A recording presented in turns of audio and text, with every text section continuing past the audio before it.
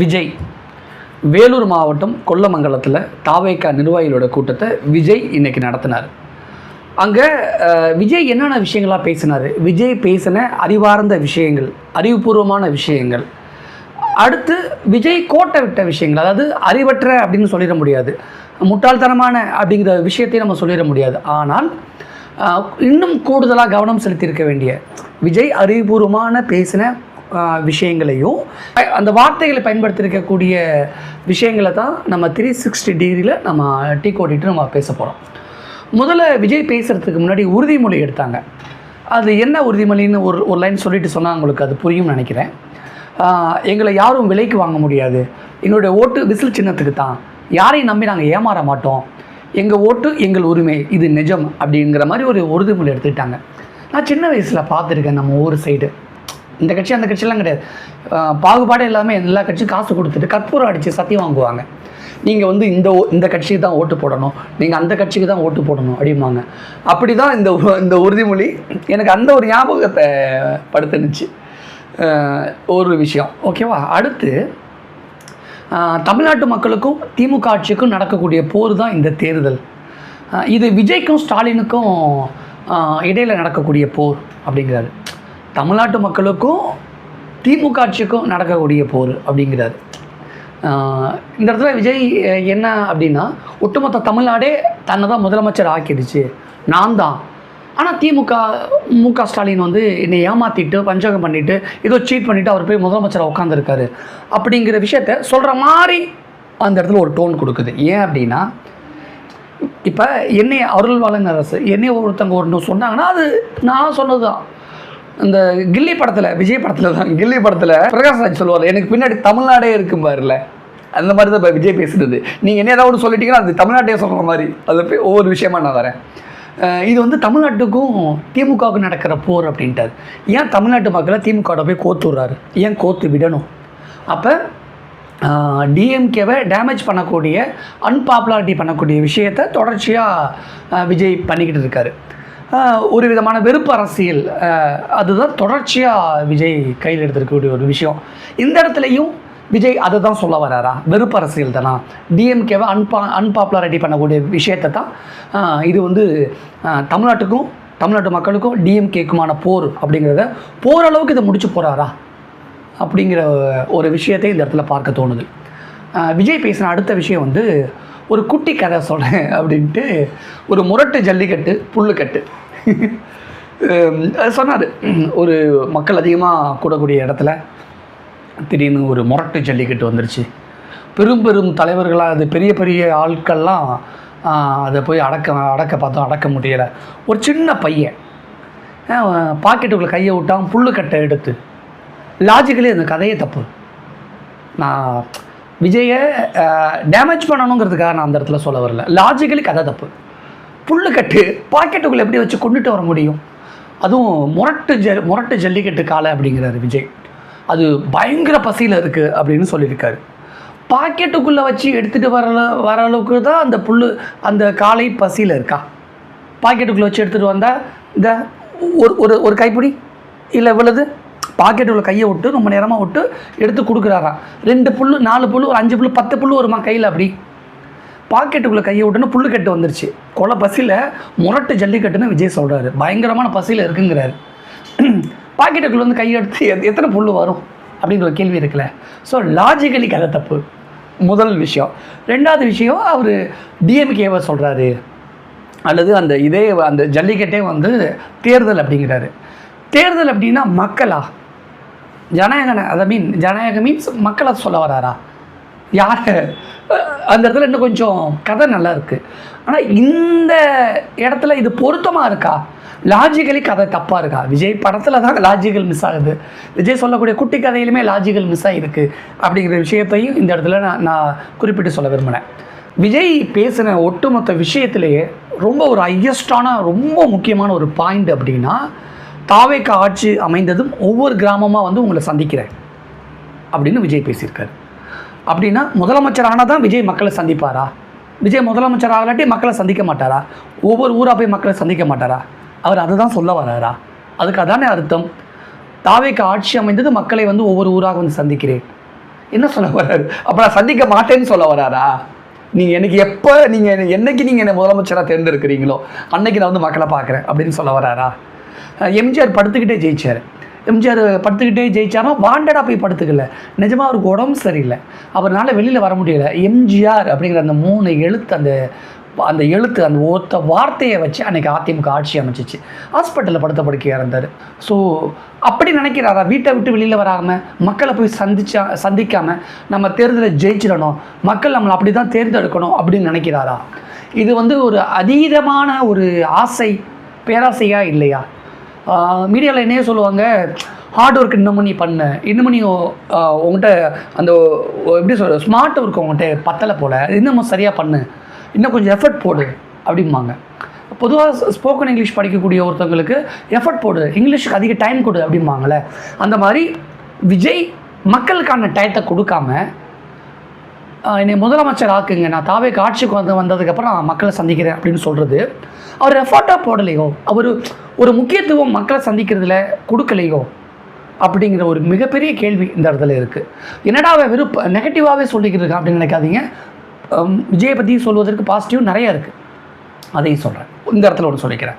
விஜய் பயங்கரமாக தாவேக்கா டிஎம்கேவை அட்டாக் பண்ணி பேசிகிட்டு இருக்கும் பொழுது ரொம்ப ஆக்ரோஷமாக ஒரு இடத்துல பேசிட்டு ஒரு இடத்துல அப்படியே ஸ்டாப் ஆனார். என்னாச்சு அப்படின்னு சொல்லிட்டு பேப்பர்லாம் திருப்பின மாதிரிலாம் இருந்தது, ஆடியன்ஸ் எல்லாம் காமிச்சாங்க. பார்த்தா மனுஷன் கண் கலங்கினார், ரொம்ப உருக்கமாக இருந்தது. நான் அவ்வளோ உன்னிப்பாக அந்த வாட்ச் பண்ணிக்கிட்டு இருக்கேன். நானும் அதை விஜய் கண் கலங்கவும் நானும் கண் கலங்கினேன். அந்த இடத்துல நான் ஒத்துக்கிட்டு தான் ஆகணும். விஜய் எவ்வளோ நான் விமர்சனம் பண்ணுறேன் அப்படின்னா, இது விமர்சனம் அப்படின்னு பார்க்கலாம், அல்லது விஜய் பேசின விஷயங்களை எங்கெல்லாம் விஜய் சறுக்கியிருக்காரு, விஜயோட அறிவுபூர்வமான பேச்சு எங்கே இருந்தது, விஜயோட பேச்சில் அவர் சறுக்கின விஷயத்தை தான் நான் டீட்டெயில் பண்ணுறேன். ஸோ விஜய் கண்கலங்கின விஷயம் ரொம்ப ஈர்ப்பாக இருந்தது, ரொம்ப அந்த கரிஷ்மாமாங்கள ரொம்ப கவர்ந்து இழுக்கிறது மாதிரி இருந்ததில்ல, ரொம்ப சென்டிமெண்ட்டாக இருந்தது, ரொம்ப எமோஷ்னலாக இருந்தது. ஸோ நானும் அந்த கண்கலங்கினேன். விஜயோட ஸ்பீச் அடுத்து நம்ம பார்க்கும் பொழுது, அண்மையில் முதலமைச்சர் மு க ஸ்டாலின் ஒரு உருட்டுனார் அப்படின்னாரு விஜய். ஆக்சுவலி ஒரு கட்சியோட தலைவன் அப்படி பேசணுமா அப்படிங்கிறது, ஒரு யூடியூபர் அப்படி பேசலாம், ஒரு டிபேட் ஷோவில் ஒரு கட்சியோட பிரதிநிதியாக இருக்கிறவங்க அப்படி பேசுகிறாங்க.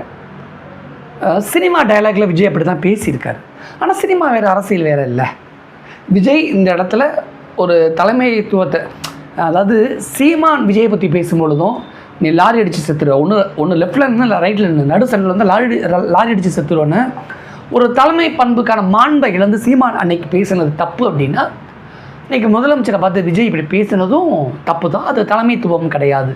இந்த இடத்துல விஜய் சரிக்கிட்டார்.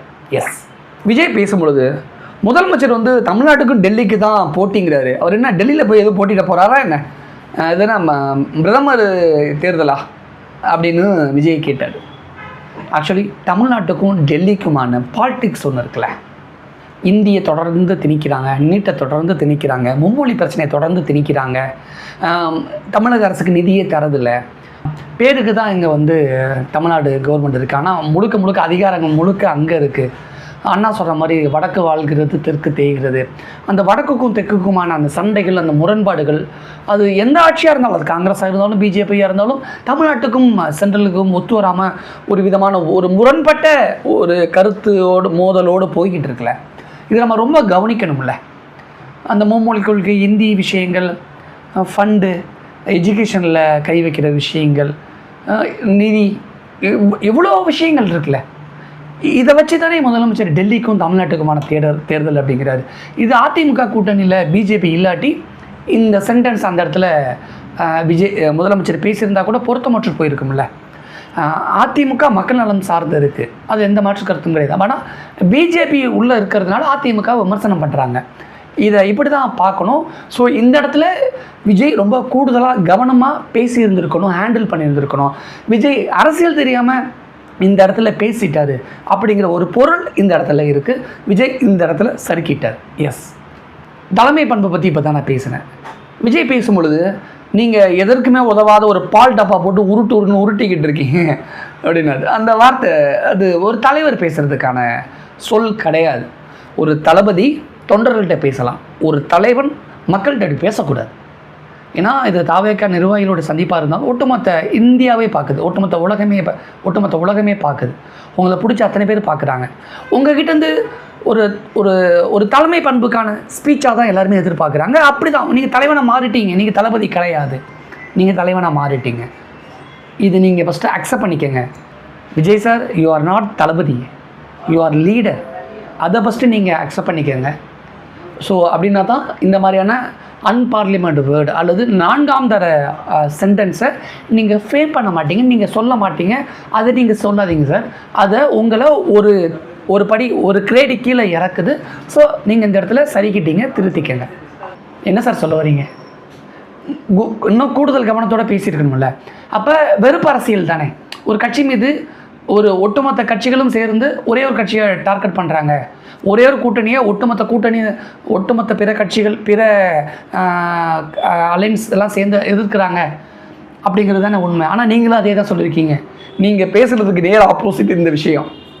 ஸோ இந்த இடத்துல நீங்கள் சரிக்கிட்டீங்க. உங்களுக்கும் நீங்கள் விஜய் சார் நீங்கள் சொன்ன மாதிரி ஒன்று டிவிக்கே இன்னொன்று டிஎம்கே, இந்த சென்டென்ஸ் சரி, வார்த்தைக்கு வார்த்தை ஒவ்வொரு மேடைக்கு மேடை நீங்கள் பேசுகிறது சரின்னா மக்களுக்கும் திமுகவுக்கும் போர், மக்களுக்கும் மு க ஸ்டாலினுக்கு போர்னு சொல்கிறது தப்பு தானே. அப்போ டிவிகேக்கும் இது இல்லையா? அப்போ டிவிகே மக்கள் ஒன்றுன்னு சொல்ல வரீங்களா? குழப்புறீங்க. அந்த இடத்துல சரிக்கிட்டீங்க. ஸோ இந்த இடத்துல இன்னும் சரியான வார்த்தையை போட்டு பேசி இருந்திருக்கலாம், ஹேண்டில் பண்ணியிருக்கலாம் இந்த விஷயத்த. ஸோ விஜய் சார் இந்த இடத்துல நீங்கள் சரிக்கிட்டீங்க. விஜய் சார் இந்த இடத்துல தமிழ்நாட்டுக்கும் மு க ஸ்டாலினுக்கும் தமிழ்நாட்டுக்கும் டிஎம்கேன்னு சொல்லிட்டு இன்னும் நான் தெரியல. இந்த இடத்துல என்டிஏ டெல்லி எங்கே வருது அப்படின்னு கேட்குறாரு. ஏற்கனவே பதில் சொல்லிட்டேன். போன மேடையில் தான் விஜய் பேசினார். அதிமுகவை அவாய்ட் பண்ணுறதுக்காக, அதிமுகவை சிறுமைப்படுத்துவதற்காக பிஜேபி தலைமையிலான அப்படின்னு அவர் சொன்னார். உங்களுக்கு புரியலை? போன மேடையில் அவர் சொன்னார். ஆனால் இந்த மேடையில் இந்த இடத்துல டெல்லி எங்கே வந்துச்சு, பிஜேபி எங்கே வந்துச்சுன்னு கேட்குறாரு. ஸோ பிஜேபியை விஜய் காப்பாற்ற நினைக்கிறாரா? பிஜேபியை ஸ்கிப் பண்ண நினைக்கிறாரா? பிஜேபி மீது அது எப்படி சொல்கிறது, இவரே அவங்க பாசிசம்னா நீங்கள் பாயாசமா அப்படின்னா பாசிசம் பிஜேபின்னு ஒத்துக்கிட்டாரு. ஆனால் இந்த இடத்துக்கிட்ட விஜய் என்ன சொல்ல வர்றார்? ஸோ பிஜேபியை வாண்டடாக தவிர்க்க நினைக்கிறார் என்ன காரணத்திற்காக, அல்லது பிஜேபியை காப்பாற்ற நினைக்கிறார் என்ன காரணத்திற்காக அப்படிங்கிற கேள்விகள் விஜயோட சென்டென்ஸ்லேருந்து இந்த இடத்துல வருது. விஜய் இந்த இடத்துலையும் சறுக்கி விட்டார், சொதப்பி விட்டார். ஸ்டாலின் ஆட்சியில் தான் தமிழ்நாடு சூப்பர் ஸ்டார் மாநிலமாக இருக்கா அப்படின்னு ஒரு கேள்வி கேட்டிருக்கார். முதலமைச்சர் சொன்னதை சுட்டி காட்டி பேசியிருக்கார். அவர் சூப்பர் ஸ்டார்னு சொல்லும்போது ஏற்கனவே காக்காக்களுக்கு சண்டை அதெல்லாம் நடந்துக்கிட்டு இருந்ததில்ல. ஏற்கனவே சூப்பர் ஸ்டார் பட்டத்தை பறிக்கிறதுக்காக விஜய் சில முயற்சியெல்லாம் பண்ணார், ஆள் வச்சு டீம் வச்சுலாம் ஒர்க் பண்ணார்லாம் சொல்லுவாங்கள்ல. ஏன் சூப்பர் ஸ்டார் வாண்டடாக இழுக்கிறாரு அப்படின்னு பார்த்தேன். உன்னிப்பாக கவனிக்கும் பொழுது இது அப்படி புரிஞ்சுக்கணுமா எப்படி புரிஞ்சுக்கணும்னு தெரியல. சூப்பர் ஸ்டார் ரஜினி ரசிகர்கள் வேறு மாதிரி புரிஞ்சுப்பாங்க. ஆனால் முதலமைச்சர் மு க ஸ்டாலின் சொன்னதை மேற்கோள் காட்டி சொன்னார். சூப்பர் ஸ்டார் அப்படிங்கிறது மிகைப்படுத்தப்பட்ட ஒரு ஓமையாக இருக்கலாம். ஆனால் ஒரு சூப்பர் மாநிலம் அப்படிங்கிறத வேணால் நம்ம அக்செப்ட் பண்ணிக்கலாம். ஒட்டுமொத்த இந்தியாவை கம்பேர் பண்ணும்போது தமிழ்நாடு இஸ் த பெஸ்ட் அப்படிங்கிறத விஜய் அக்செப்ட் பண்ணிக்கிட்டு தான் ஆகணும். அரசியலுக்காக வெளியில் என்ன வேணாலும் பேசி. ஆனால் ஒட்டுமொத்த இந்தியாவிலேயே நம்ம தலைநகர் டெல்லியெல்லாம் விட, பிரதமர் மோடியோட ஊரான குஜராத்தெல்லாம் விட தமிழ்நாடு த பெஸ்ட்டு அப்படிங்கிறத எல்லாருக்குமே தெரியும். அது விஜய்க்கும் தெரியும். ஆனால் அரசியலுக்காக அப்படி பேசலாம். ஆனால் அதுக்காக சூப்பர் ஸ்டார் மாநிலம் அப்படிலாம் சொல்லலை. குறைகள் இருக்குது, இன்னும் சரி செய்ய வேண்டும். இந்த ஆஃப்டர் சுதந்திரத்தில் நம்ம நிறைய விஷயங்கள் சரி பண்ணிக்கிட்டே இருக்கோம். ஒட்டுமொத்த இந்திய மாநிலங்களை கம்பேர் பண்ணும்பொழுது இன்னும் சரி பண்ண வேண்டிய விஷயங்கள் எக்கச்சக்கமாக இருக்குது. அதனால் சூப்பர் ஸ்டார் பட்டம் தமிழ்நாட்டுக்கு நான் தரமாட்டேன். ஆனால் ஒட்டுமொத்த இந்தியாவிலே பெஸ்ட்டு ஸ்டேட் அப்படின்னா அது தமிழ்நாடு தான். அதை நான் அக்செப்ட் பண்ணிப்பேன். ஸோ விஜய் சார் அந்த இடத்துல நீங்கள் சொன்னது ஓகே, சரி. 50 ஆண்டுகளுக்கு ஒரு முறை நடக்கும் தேர்தல் போல் அதிசய தேர்தல் இது அப்படின்னு விஜய் சொல்லியிருக்காரு. Yes, absolutely correct. ரொம்ப சரியாக சொல்லியிருக்காரு. ஏன் அப்படின்னா இந்த மாதிரியான ஒரு மாற்றம் எப்போதுமே இந்த கால வேகத்தில் எல்லாருமே ஒரு ஃபாஸ்ட் ஃபுட் லைஃப்க்கு நம்மளாம் மாறிட்டோம். ஏதாவது ஒரு மாற்றம் வந்துடாதா அப்படிங்கிற மாதிரி நம்ம பார்த்துக்கிட்டு தான் இருக்கோம், ஏங்கிட்டு தான் இருக்கோம். சரியான தலைவர்கள் இல்லை அப்படிங்கிற வெற்றிடம் கலைஞர் ஜெயலலிதாவோட மறைவுக்கு பிறகு தமிழ்நாட்டில் ஒரு மிகப்பெரிய வெற்றிடம் இருந்தது. அந்த இடத்த முன்னாள் ஐஏஎஸ் அதிகாரி சகாயம் சார் அவர்கள் நிரப்புவார் அப்படின்னு ஒட்டுமொத்த 90s கிட்ஸும் நாங்கள் எல்லாம் எதிர்பார்த்தோம் 10 வருஷத்துக்கு முன்னாடி. ஆனால் அது என்னமோ தெரியல, பாமர மக்கள் அதை அக்செப்ட் பண்ணிக்கலையா, பாமர மக்களுக்கு சகாயம் ஐஏஎஸ் யாரும் தெரியலையான்னு தெரியல. வேறு வழி இல்லாமல் இருக்கக்கூடிய தலைவர்களை சிறந்த தலைவராக மக்கள் தேர்ந்தெடுத்து மாறி மாறி தேர்ந்தெடுத்து வாக்களிச்சுட்டு வராங்க.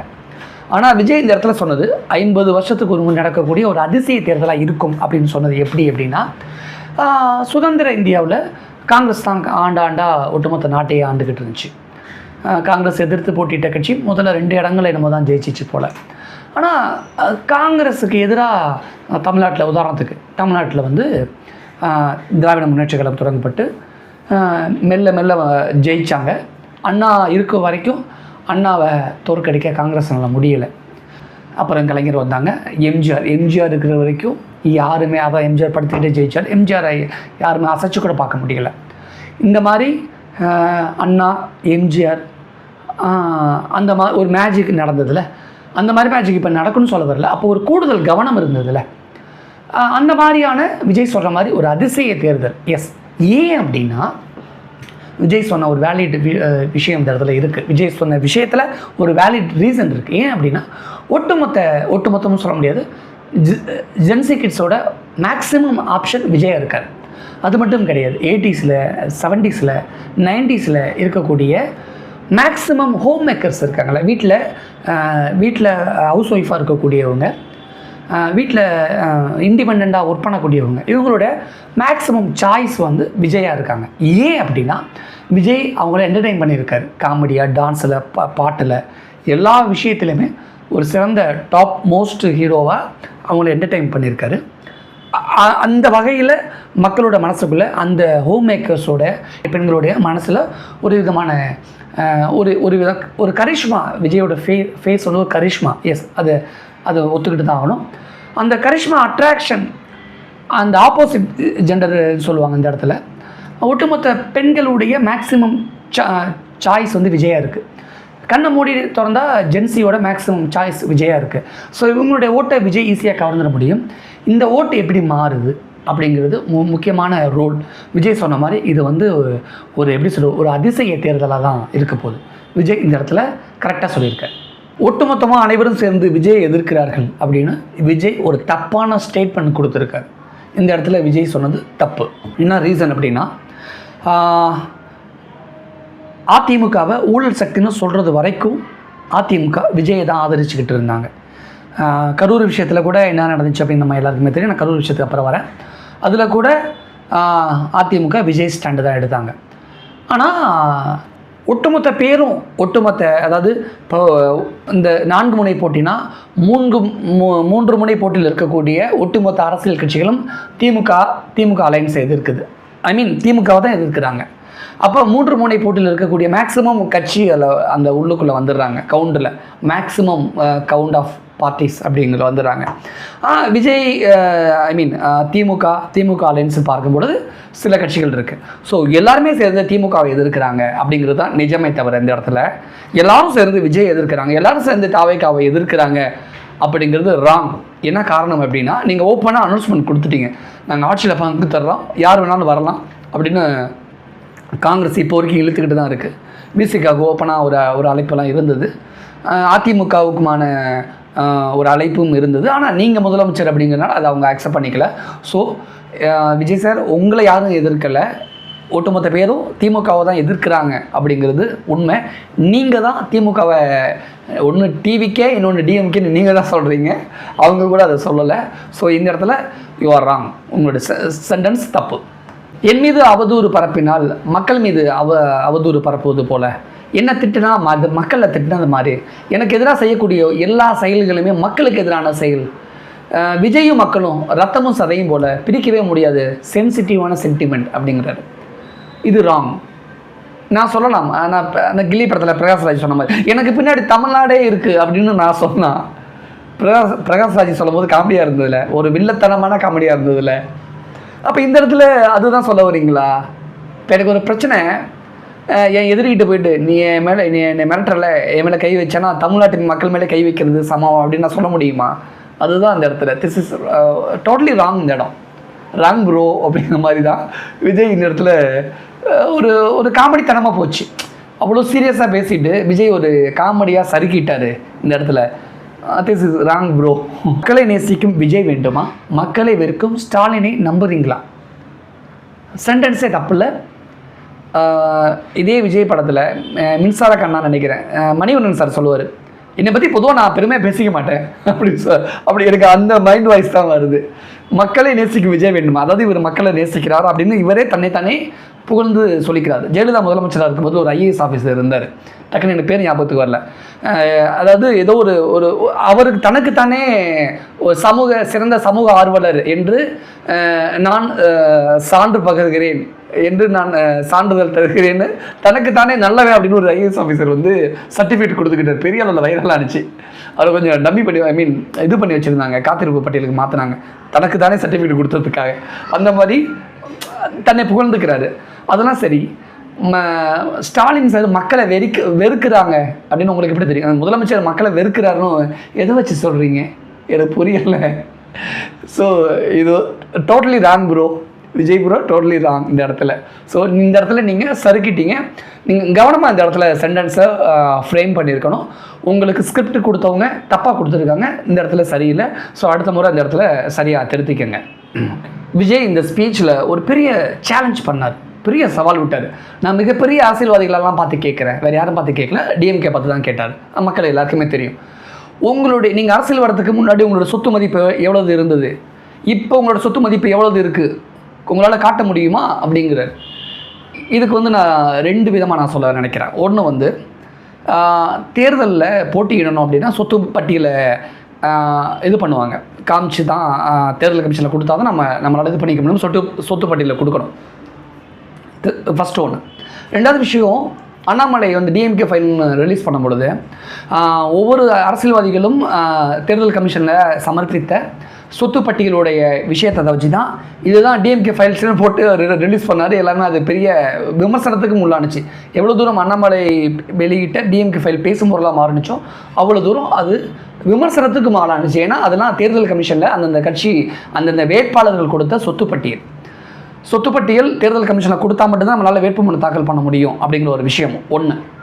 ரெண்டாவது விஷயம், சமீபத்தில் ஒரு 4-5 மாதம் இருக்குன்னு நினைக்கிறேன், இந்தியாவுடைய டாப் 10 முதலமைச்சர்கள், பணக்கார முதலமைச்சர்கள் பட்டியலை ஒன்று வெளியானுச்சு. ஒரு தனியார் ஒரு நிறுவனம் வெளியிட்டுச்சு. அதில் 10 பேர்லையுமே முதலமைச்சர் பேர் இல்லை, முக ஸ்டாலின் பேர் இல்லை. அந்த பட்டியல் எப்படி தயாரிக்கப்பட்டது அப்படிங்கிற கேள்வியாக இருக்கலாம். பட்டியலை அதாவது தேர்தல் கமிஷனில் கொடுக்கக்கூடிய பட்டியல் கம்மியாகவும் இருக்கலாம், ஒரிஜினலாக அதிகமாகவும் இருக்கலாம். அதெல்லாம் அப்பாற்பட்டது, விமர்சனத்துக்கு உட்பட்டது. நிறைய கேள்விகளும் சந்தைகளும் இருக்குது. ஆனால் டாப் 10 பணக்கார முதலமைச்சர் முக ஸ்டாலின் பேர் இல்லை. அதே மாதிரி சொத்து பட்டியலில் கொடுக்குறாங்க. இது ஒன்று.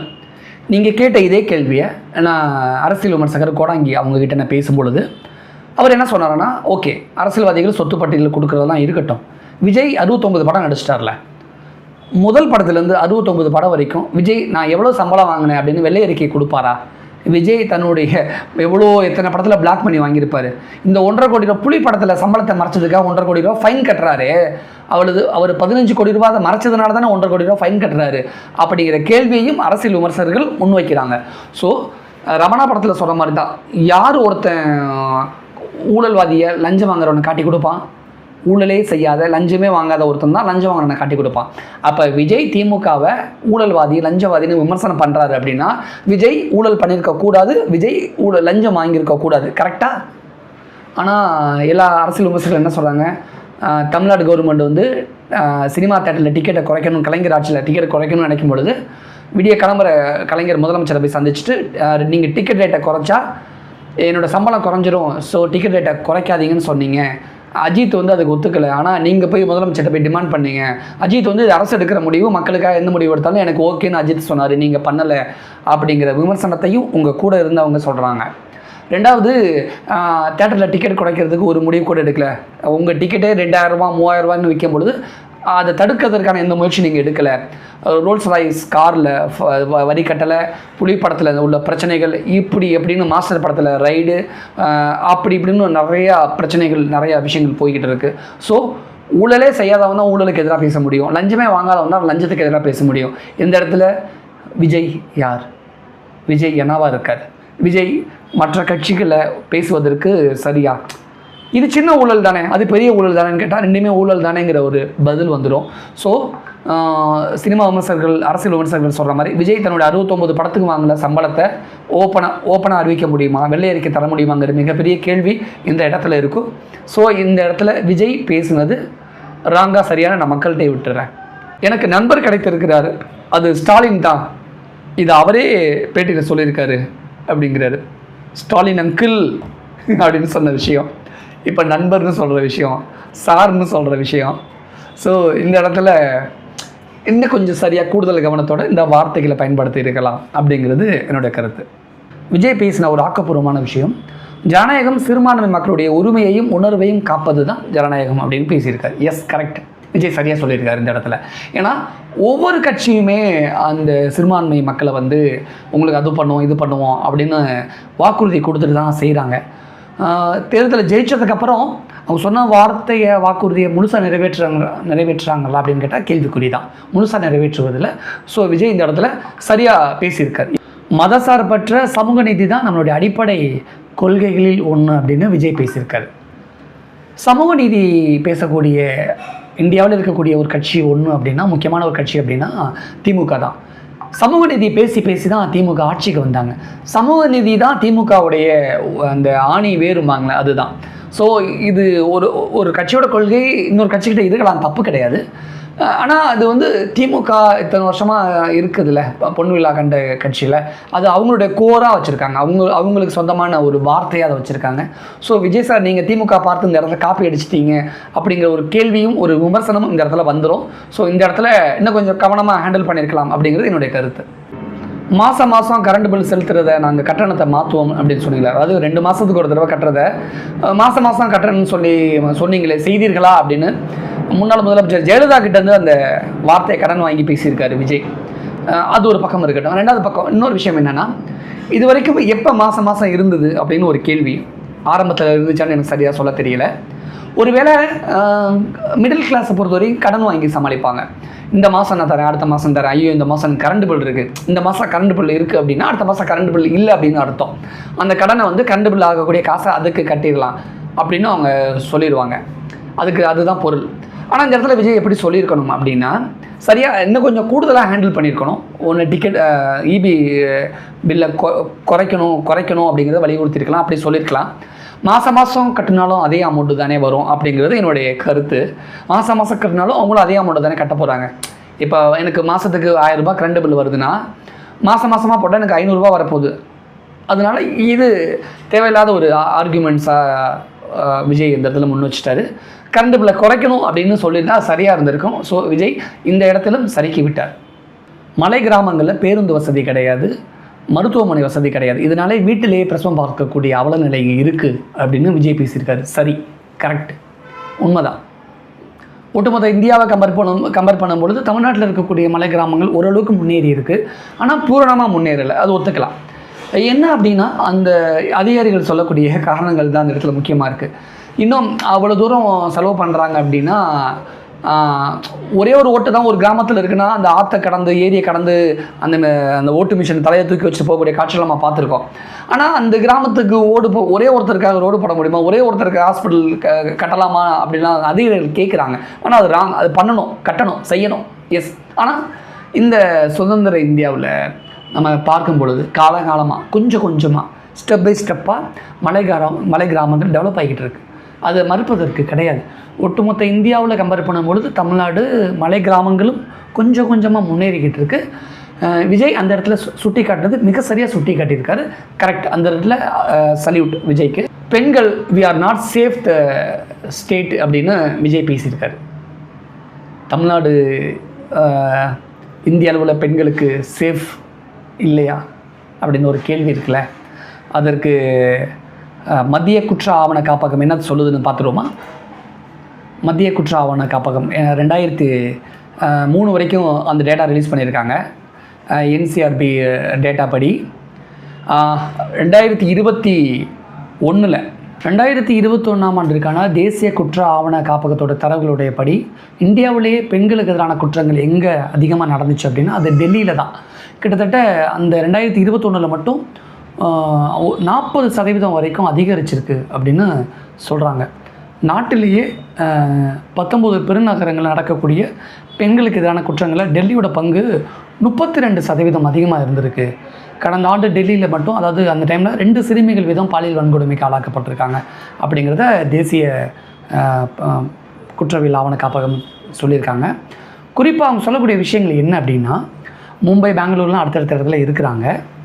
ஆனால் அவங்க சொல்லக்கூடிய விஷயங்களை வந்து, அவங்க பட்டியல் போடக்கூடிய விஷயங்களில் வந்து உத்தரப்பிரதேசத்தில் 44,230 பேரும், ராஜஸ்தானில் 40,056 வழக்குகளும், மேற்கு வங்கத்தில் 33,247 வழக்குகளும், மகாராஷ்டிராவில் 33,187 வழக்குகளும், ஒடிசாவில் 27,792 வழக்குகளும் அப்படின்னு சொல்லியிருக்காங்க.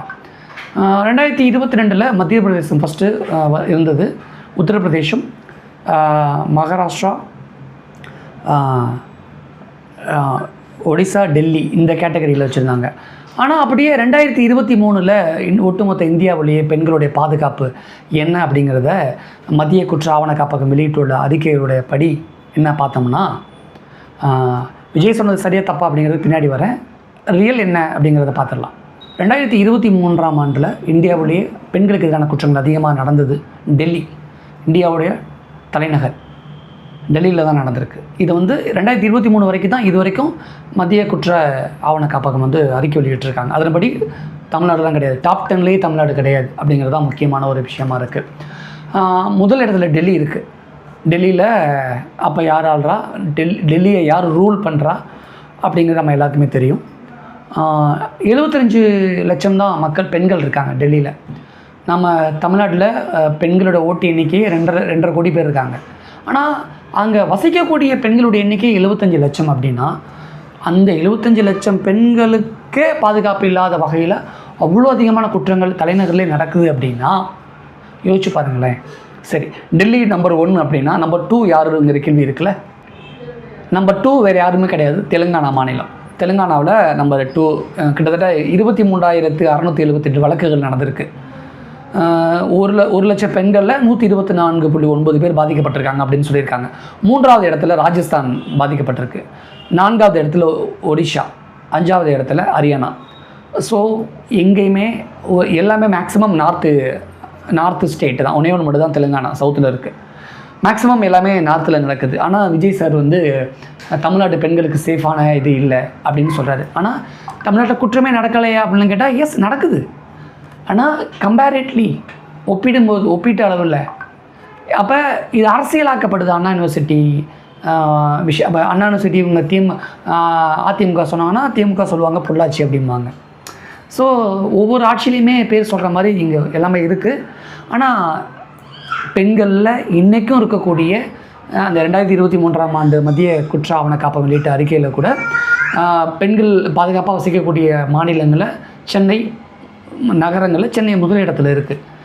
தமிழ்நாடு சேஃபான ஒரு பிளேஸில் தான் இருக்குது. அவ்வளோ தூரம் இதை விஜய் அப்படி பயன்படுத்தியிருக்க வேண்டாம். விஜய் அந்த இடத்துல சறுக்கிட்டார், விஜய் அந்த இடத்துல தோற்றே விட்டார் அப்படின்னு சொல்லலாம். ஏன்னா இது முழுக்க வெறும் வெறுப்பு அரசியல் அப்படிங்கிற விஷயம் விஜயோட ஸ்பீச்சில் அந்த இடத்துல பட்டவத்தனமாக தெரிஞ்சு போச்சு. பெண்கள் we are not safe model அப்படின்னு விஜய் அந்த இடத்துல சொல்லியிருக்கக்கூடாது. பெண்கள் சேஃபாக இருக்காங்க. பெண்கள் ஏன்னா சென்ட்ரல் கவர்மெண்ட்டு சர்டிஃபிகேட் கொடுத்துருச்சு. இப்போ விஜய் யார் சொல்கிறதுக்குன்னு ஒரு கேள்வி இருக்குது. அப்போ டிஎம்கேவை அன்பாப்புலாரிட்டி பண்ணுறாரு அப்படிங்கிற ஒரு விஷயம்தான் இருக்குது. இந்த இடத்துல நான் திமுக ஆதரித்து பேசலை. ஃபேக்ட் இது தான், அதை தான் செக் பண்ணி சொல்லிக்கிட்டு இருக்கேன். தமிழ்நாட்டில் சட்ட ஒழுங்கு பிரச்சனை அப்படின்னு சொல்கிறீங்க, டிஜிபி இல்லை அப்படின்னு சொல்கிறீங்க. எஸ், டிஜிபி எப்படி இருந்தாலும் போட்டுருவாங்க. டிஜிபி விஷயத்தில் தமிழ்நாடு கவர்மெண்ட்டுக்கு சென்ட்ரல் கவர்மெண்ட்டுக்கு ஏதோ ஒரு முட்டாள் மனங்கள் போயிட்டுருக்கு. அது இப்போ எலெக்ஷன் வரப்போது கம்பல்சரி போட்டுருவாங்க. நீங்கள் சொன்னாலும் சொல்லலைன்னா போட்டுருவாங்க. ஓகே, அந்த விஷயத்தில் நீங்கள் சுட்டி காட்டினது சரிதான். என்ன தான் சட்ட ஒழுங்கு பாதுகாப்பாக இருக்கணும் தமிழ்நாடு அரசு சொன்னாலும், மு க ஸ்டாலின் முதலமைச்சர் சொன்னாலும் இன்னும் கூடுதல் கவனத்தோடு இருக்கணும் அப்படிங்கிறது தான் நம்மளுடைய கோரிக்கையாகவும் இருக்குது. ஸோ இந்த இடத்துல விஜய் சார் சொன்னது சுட்டி காட்டினது சரிதான். ஓகே, விஜயை பற்றி இவ்வளோ நெகட்டிவிட்டி சொன்னால விஜய் பாசிட்டிவிட்டியாக ஒன்றுமே இல்லை அப்படின்னா ஏற்கனவே 4 டிக்கு போட்டுட்டேன். இன்னும் இப்போ பேச போகிறது முழுக்காவே பாசிட்டிவிட்டி தான். என்ன அப்படின்னா, விஜய் இது வரைக்கும் பேசின விஷயத்தில் நான் முதலமைச்சரானால் என்ன செய்வேன்னு எங்கேயுமே சொல்லலை. தாவேக்கா ஆட்சிக்கு வந்தால் என்ன செய்யணும் எங்கேயுமே சொல்லலை. ஆனால் முதல் முறையாக அவர் தாவேக்காவோட தேர்தல் அறிக்கையை ரிலீஸ் பண்ணுற மாதிரி அவர் ஸ்டேட்மெண்ட் கொடுத்துருக்காரு. ரொம்ப பாராட்டுதலுக்குரியது. விஜயோட இந்த ஸ்பீச்சில் நீங்கள் நிறைய விஷயங்கள் கவனிக்கலாம். எல்லாமே கல்வியை மையப்படுத்தி இருக்கும். பெண் குழந்தைகள், ஆண் குழந்தைகள் பாதுகாப்பு நம்மளோட ஆட்சியில் ஆனால் நம்பர் 1 இருக்கும். Super, good. சட்டம் ஒழுங்கு முறையாக இருக்கும். ஓகே. அரசு பள்ளிகள் தரமாக இருக்கும் அப்படிங்கிறது. பட் தனியார் பள்ளிகளுக்கு போட்டி போட முடியாது. தனியார் பள்ளிகள் அரசு பள்ளிகளை மேம்படுத்திட விட்டாலும் அவங்க பள்ளியை அடுத்த ஸ்டேஜுக்கு கொண்டுட்டு போயிடுவாங்க அப்படிங்கிறது இங்கே முக்கியமான ஒரு விஷயமா இருக்குது. ஸோ அந்த இடத்துல கொஞ்சம் கூடுதல் கவனத்தோட விஜய் அந்த இடத்த சரியாக ஹேண்டில் பண்ணியிருக்கலாம். அல்லது எந்த ஆட்சி வந்தாலும் அரசு பள்ளிகளுடைய தரம் மேன்மைப்படுத்தப்படும் அப்படின்னு சொல்லக்கூடிய ஒரு ஆஸ்யூஷுவல் சென்டென்ஸாக அந்த இடத்துல ஃபேம் ஆயிடுது. போட்டித் தேர்வுகளுக்கு தனி கோச்சிங் சென்டர் இருக்காது. வெரி குட், நல்ல விஷயம். அரசு பள்ளிகளில் அதற்கான தரம் இருக்கும். Okay, good. அரசு பள்ளிகளுடைய பெண் குழந்தைகளுக்கு சுத்தமான கழிவறைகள் அமைப்பது உறுதி செய்யப்படும். ரொம்ப உற்று நோக்கி இருக்கார் விஜய் இந்த இடத்துல. ரொம்ப சரியாக பேசியிருக்காரு. சுத்தமான கழிப்பறை அப்படிங்கிறது தான் முக்கியம். ஏன்னா நிறைய கவர்மெண்ட் ஸ்கூலில் இருக்கக்கூடிய கழிப்பறைகளில் சுத்தம் பண்ணுறதுக்கு ஆட்களே கிடையாது. ரொம்ப குறைவான சம்பளம்னால ஆட்கள் வர்றது கிடையாது. சில கவர்மெண்ட் ஸ்கூலில் தலைமை ஆசிரியர்களே அந்த கழிவறையை சுத்தம் பண்ணுறாங்க. பெண் தலைமை ஆசிரியராக இருந்தால் அவங்களே பண்ணிக்கிறாங்க, இல்லாட்டி ஆள் வச்சு பண்ணிக்கிறாங்கங்கிற மாதிரியான விஷயங்கள்லாம் இருக்குது. ஸோ விஜய் ரொம்ப கரெக்டாக அட்ரஸ் பண்ணியிருக்காரு. கங்க்ராட்ஸ், வாட்ஸ்அப் விஜய்க்கு இந்த இடத்துல. அப்புறம் போதையில்லா தமிழ்நாடு உருவாக்கப்படும். பயங்கர சேலஞ்சிங்காக இருக்கும். வாழ்த்துக்கள் ஃபஸ்ட். அதுக்கு மாவட்ட கலெக்டர், எஸ்பிக்களுடைய சரிபாதி பெண்கள் அப்படின்னா சூப்பர், நல்ல விஷயம். அனைத்து கிராமங்களுக்கும் பேருந்து வசதிகள் இப்போ மேக்ஸிமம் இருக்குது. சில மலை கிராமங்களில் அதையும் கொண்டு வந்தால் சிறப்பு, வாழ்த்துக்கள். ஸோ இதெல்லாமே பாராட்டத்திற்குரியது. அறிவாலயம் பக்கம் யார் சென்றாலும் கூட்டணி சேர்த்துக்கொள்வார் ஸ்டாலின் அப்படிங்கிற ஒரு காமெடி விமர்சனம் ஒன்று இருக்குது. அந்த கூட்டணிக்கு கல்லாப்பேட்டி கூட்டணி என பெயர் வைக்கிறேன் அப்படிங்கிறாரு. தேமுதிக கடைசியாக திமுக கூட்டணி போய் சேர்ந்துருக்கு. கல்லாப்பேட்டின்னு தேமுதிகவை விஜய் விமர்சனம் பண்ணுறாரா, திமுகவை விஜய் விமர்சனம் பண்ணுறாராங்கிற கேள்விகளோடு என்னுடைய அந்த 360 கோணத்தையும் முடிச்சுக்கிறேன். நான் நிறைய விஷயங்களில் விஜய் இந்த இடத்துல சறுக்கிட்டார். விஜய் இந்த இடத்துல கூடுதல் கவனமாக பேசியிருக்கணும். இந்த இடத்துல விஜய் சொன்னது ராங். இந்த இடத்துல விஜய் இன்னும் கொஞ்சம் வார்த்தைகளை மாற்றி பேசியிருக்கணும் அப்படின்னு நான் சொன்ன விஷயங்களை மக்களுக்கு புரியும், மக்களுக்கு புரிஞ்சுப்பாங்க அப்படின்னு நான் நம்புகிறேன். விஜய் அடுத்தடுத்த நிகழ்வுகளை தன்னை இன்னும் மேன்மைப்படுத்தி கொள்ள வேண்டும் அப்படிங்கிற ஒரு ஆக்கப்பூர்வமான ஒரு ஒரு தொலைநோக்கு பார்வையோட வெளிப்பாடை தான் இந்த 360 டிகிரியில் விஜயோட ஸ்பீச்சை நான் உங்கள் முன்னாடி வச்சுருக்கேன். உங்களுக்கு பிடிச்சிருந்தா கீழே லைக் பண்ணுங்கள், கமெண்ட் பண்ணுங்கள். நன்றி, வணக்கம்.